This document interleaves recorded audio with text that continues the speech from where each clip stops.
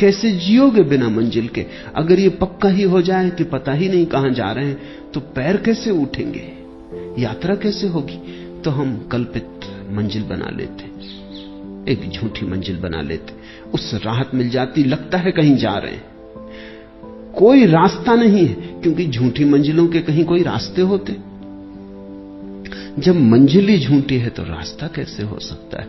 तो फिर हम रास्ता भी बना लेते हैं, रास्ता बना लेते हैं, मंजिल बना लेते हैं, सब कल्पित, सब मन के जाल, सब सपने, और ऐसे अपने को भर लेते हैं और लगता है शून्य भर गया, जिंदगी बड़ी भरी पूरी। कोई कुछ दिन हुए चल बसा, एक मित्र ने आके कहा कि आपको पता चला फला फला व्यक्ति चल बसे, बड़ी भरी पूरी जिंदगी थी। मैंने पूछा रुको, चल बसे ठीक, उसमें तो कुछ किया नहीं जा सकता, लेकिन भरी पूरी जिंदगी थी, ये तुमसे किसने कहा? शायद उन्होंने सोच के कहा भी नहीं था, थोड़े झिझके कहा मैं तो ऐसे ही कह रहा था, कहने की बात थी। पर मैंने कहा तो तुम भी सोचते होगे कि बड़ी भरी पूरी जिंदगी थी, मैं उनको जानता हूं, और अगर तुम मुझसे पूछो तो कुछ भी नहीं हुआ, क्योंकि वो मरे हुए ही थे।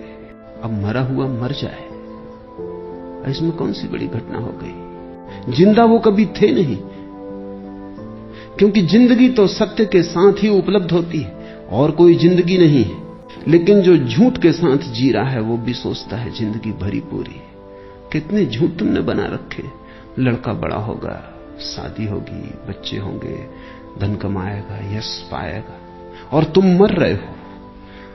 और तुम्हारे बाप भी ऐसे ही मरे कि तुम बड़े होगे, कि शादी होगी, कि धन कमाओगे, और तुम्हारा लड़का भी ऐसे ही मरेगा।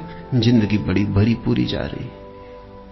बाप बेटे के लिए मर जाता है, बेटा अपने बेटे के लिए मर जाता है, ऐसा एक दूसरे पे मरते चले जाते हैं। कोई जीता नहीं। मरना इतना आसान, जीना इतना कठिन।